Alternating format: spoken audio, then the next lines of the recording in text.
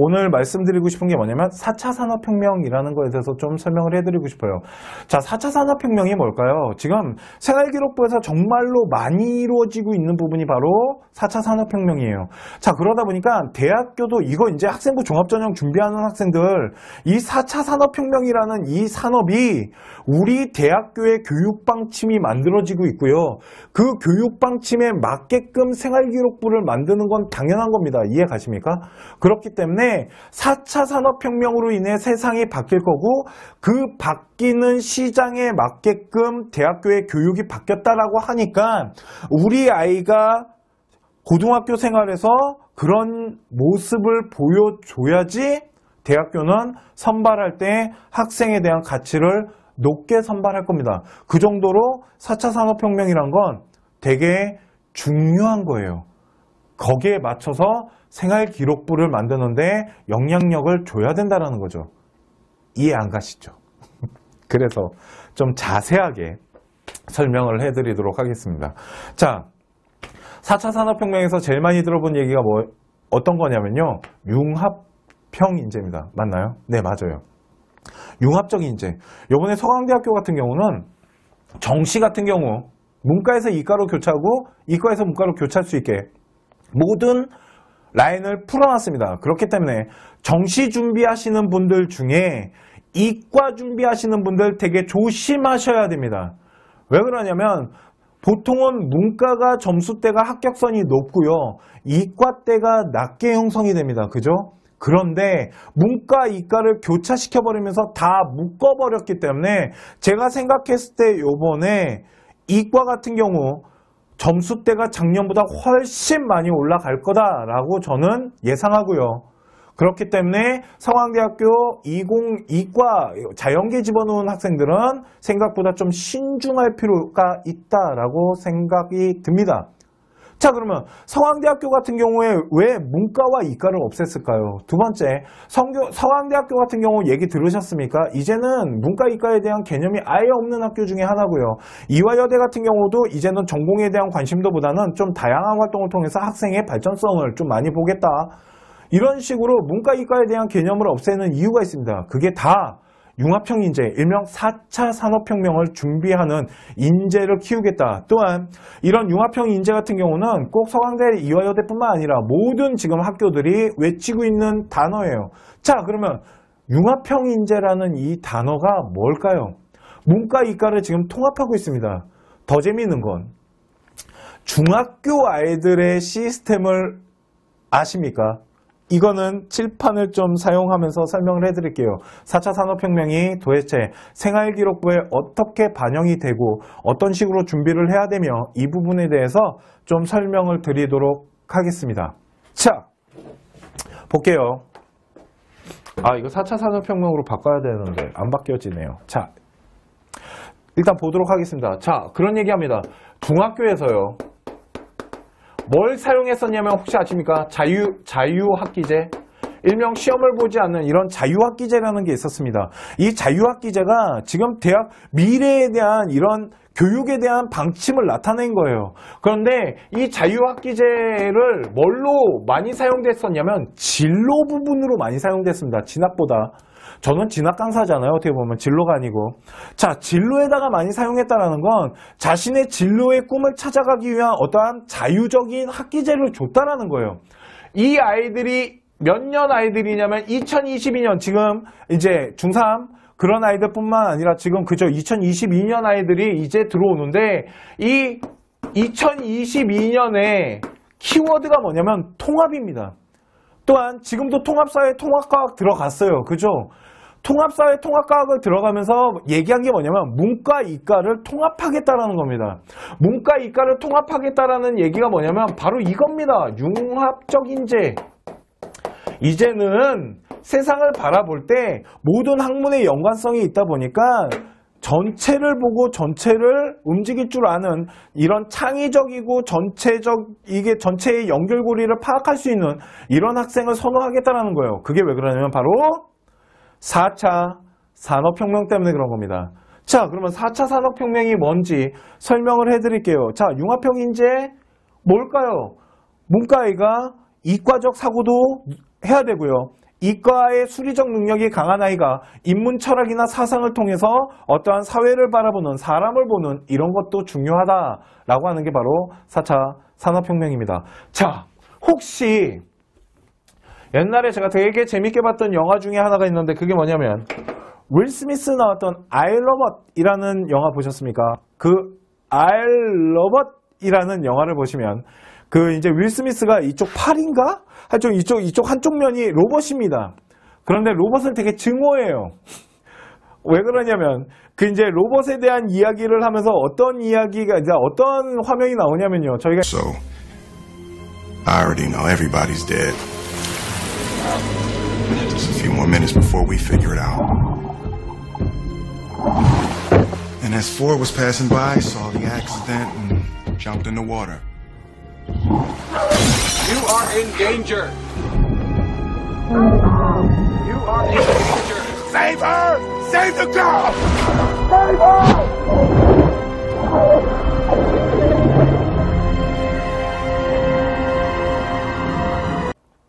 어떤 거냐면요. 물이 있는데요. 자동차가 2대가 빠졌어요.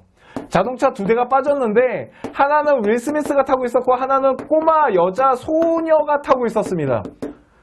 그래서 2개가 가라앉히고 있었는데 이때 로봇가 이 둘을 구하러 들어왔어요. 그런데 상식적으로 인간이라면 이 아이는 소녀잖아요. 그리고 윌 스미스가 외칩니다. 꼬마아이를 살려줘라고. 우리 꼬마아이를 살려야 돼. 나 말고 라고 했는데 로봇이 누굴 구하냐면 윌 스미스를 구하고요. 이 소녀는 쫙 가라앉는 화면이 나옵니다. 슬프죠. 그러니까 결국은 그래서 윌 스미스가 살아나고 그 사고로 인해서 이쪽이 로봇으로 변해요. 그러다 보니까 로봇에 대한 증오심, 로봇은 감정이 없으며 판단 능력 이런 얘기를 합니다. 이해 가십니까? 그런데 만일 이 로봇이 AI, 인공지능을 갖게 되잖아요. 그러면 이 소녀를 구할 수도 있었을 겁니다. 왜 그러냐면 AI라는 거, 이 인공지능이라는 건 이제 어떠한 효율적만 따지는 프로그램이 아닌 무엇인가 생각하고 판단력을 스스로 갖게끔 해주는 겁니다. 되게 무서운 거예요. 그런데 만일 그 스스로 판단하고 어떠한 이런 거에 대한 부분이 로봇에게 있어요. 근데 우리가 그걸 제어를 못해요. 로봇이 이제 마음대로 해. 이걸 저희는 5글자로 터미네이터라고 하는 겁니다. 이해 가십니까? 그러면 우리는 터미네이터랑 싸워야 돼요. 아너드 슈바르트가 이분이랑 싸워야 되는데 그러다 보니 이런 현상이 일어나서 이제는 로봇에게 어떠한 지능과 생각, 판단력 이런 걸 주는 걸 우리는 인공지능 그러다 보니 이 로봇에게 무엇을 줘야 되냐면 사람에 대한 이야기를 줘야 됩니다. 근데 그거는 숫자화된 프로그램만으로는 한계가 있어요. 그렇지 않을까요? 한계가 있어. 왜? 숫자적으로 판단해갖고 아까 윌 스미스를 구했다고 그랬잖아요. 그거는 정말로 숫자적인 판단에 의해서 누가 살아남을 수 있는지에 대한 확률 계산으로서 윌 스미스가 더 크니까 구해낸 거거든요. 그런데 만일 이런 거를 판단하고 무엇인가에 꼭 그 숫자적인 거에서 벗어나는 이런 걸 만들려면 뭐가 필요하냐면 인문 철학이 필요합니다. 이건 문과거든요. 그러다 보니까 이제는 이과적인 프로그램 짜는 것도 중요하지만 그 프로그램을 짜고 이러는 데 있어서 인문사회적 철학이나 사상 같은 것들 이런 것들이 다 복합적으로 가야 된다는 게 바로 4차 산업혁명입니다. 그래서 지금 그 교육을 대학이 시작을 했고 그러면 자 이제 볼게요. 대학교가 만약에 그런 시점, 그런 관점을 갖고 아이를 뽑는데요. 그러면 우리는 생활기록부라는 걸 이제 만들 때 어떻게 만들어야 될까요? 융합형인재, 다양한 활동과 어떠한 인문적인 사상과 이런 수리적인 능력 이런 것들을 좀 복합적으로 만드는 게 유리하지 않을까요? 이런 생각 안 해보셨습니까? 이게 저는 되게 중요해지고 있다라고 생각하고요. 지금 이제 1학년, 지금 고등학교 1학년 아이들 같은 경우 저희가 이제 준비는 해드릴 겁니다. 전공 과목이라는 게 있어요. 일명 선택 과목입니다. 선택 과목 어떻게 선택해야 될까요? 그거는 또 한 번 방송을 준비해 드리도록 하겠습니다. 그 선택 과목이 되게 중요하거든요. 그런데 그 선택 과목을 무조건 전공에 맞춰서만 할 필요는 없을 것 같다는 게 저희 생각이고요. 또한 이제는 활동을 하는 데 있어서도 어떠한 좀 다양한 활동을 통해서 어떠한 능력을 좀 다양하게 가져갈 필요가 있지 않나. 그렇기 때문에 이제 고등학교 1학년 학생들, 지금 현 고등학교 1학년 학생들부터 활동의 중요한 키워드는 다양성이라고 전 생각을 합니다. 이게 왜 그래요? 4차 산업혁명 때문에 그래요. 자, 4차 산업혁명이 일어나게 되면 문제점이 또 생기는 게 있습니다. 그게 뭐냐면 모든 것이 다 로봇화되고 있습니다. 그러다 보니까 혹시 보셨습니까? 아마존이라는 쇼핑몰이 있습니다. 뭐 세계적인 쇼핑몰인데 이런 아마존이라는 곳에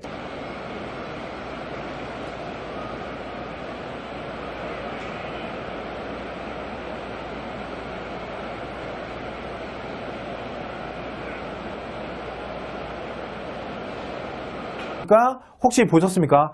아마존이라는 쇼핑몰이 있습니다. 뭐 세계적인 쇼핑몰인데 이런 아마존이라는 곳에 지금 이 배송 시스템이 다 로봇화 됐습니다.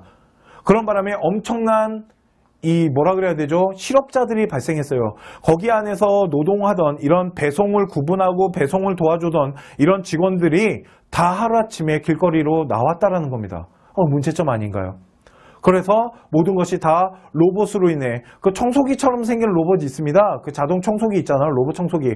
그렇게 생긴 애들이 막 돌아다니면서 그걸 다 배송을 하는데 거의 실수 없이 인간보다 훨씬 뛰어나게 해내고 첫 번째 급여가 안 들잖아요. 노동비가 안 드니까 얼마나 좋겠습니까? 회사의 입장으로선. 기업은 솔직히 도덕적 윤리보다는 이윤 추구가 우선이거든요. 저는 솔직히 그렇게 하는 거 이해합니다. 대신 그랬을 때 생기는 실업적인 부분들, 이런 로봇에 의해서 인간의 직업이 어떻게 변할지 이런 거에 대해서 한 번 정도 생각해 볼 필요가 있을 겁니다. 의사라는 직업이 없어진답니다. 펀드 매니저라는 직업이 없어질 수 있답니다. 저는 가능하다라고 생각합니다. 그렇기 때문에 이 4차 산업혁명을 맞이하는 우리 학생들의 생활기록부는 솔직히 저는 이제 기존에 있던 학생들과는 다른 방향성을 가져가야 된다. 또한 그 부분을 계획을 세우고 그 부분에 맞춰서 무엇인가 설계를 좀 해야 되고 좀 준비를 해야 되지 않나? 라는 생각을 합니다. 오류, 검단 오류역입니다. 내리실 문은 오른쪽입니다. 내리실 때에는 차 안에 대중교통을 일부러 찾아가서 탄 적이 있어요. 그게 뭐냐면 인천뿐만 아니라 요즘 그런 게 있어요. 대구 갔을 때도 봤는데 일명 무인 시스템 지하철 2호선, 인천 지하철 2호선이 무인 시스템이에요. 그런데 막 저번에 문제된 적 있잖아요. 애 태우고 엄마 타려고 그러는데 문 닫혀버리고. 근데 그거는 진짜 이제 시작이기 때문에 그런 문제점들이 나타나는 겁니다. 그래서 이런 무인 시스템 같은 것도 다 4차 산업혁명인 겁니다. 이해 가시죠? 그러니까 이런 이제 무인 시스템이 시작된다라는 건 그만큼 우리 기관사가 없어도 된다라는 거잖아요. 이런 식으로 사람의 일자리가 점점 줄어드는 이런 현상들에 대해서 어떻게 생각하고 또한 그거를 어떤 식으로 대안을 내기 위해서 노력하는지 이런 부분들을 학생들이 조금 토론하고 무엇인가 계획을 세워서 연구를 하고 이런 시장 변화나 이런 거에 대해서 좀 이렇게 자신의 의견이나 이런 것들을 좀 하면 전 되게 좋지 않을까라는 생각을 합니다. 이런 식으로 이제 생활기록부도 변해가는 시대에 맞춰서 대학이 원하는 인재상을 고려해서 좀 준비를 한다라면 만약 2000년 지금 고등학교 1학년 학생이라면 충분히 훨씬 좋은 나중에 대학교로 갈 때 점점 대학교가 추구해가는 교육 방향에 맞춰서 좀 더 발전될 수 있는 이런 생활기록부를 설계할 수 있지 않을까라고 생각합니다. 그래서 오늘은 4차 산업혁명이 얼마나 중요한지 그 부분에 대해서 솔직히 좀 설명을 해드리고 싶었고요. 이 4차 산업혁명이 되게 미래에 정말 먼 이야기 같지만 지금 당장 고등학교, 대학교를 그러니까 고등학생으로서 대학교를 준비하는 학생이라면 생각하고 판단해서 그것을 자기 자신의 이런 이야기로 만들어서 대학교에 어필을 해야 되지 않을까? 왜 그러냐면 지금 대학교의 교육은 다 그쪽 방향에 맞춰져서 가고 있습니다. 이제는 국어국문학과, 철학과 간 친구들도 컴퓨터를 배워야 되는 세상이 점점 다가오고 있다라고 저는 생각을 해요. 네, 하여튼 그렇습니다. 자,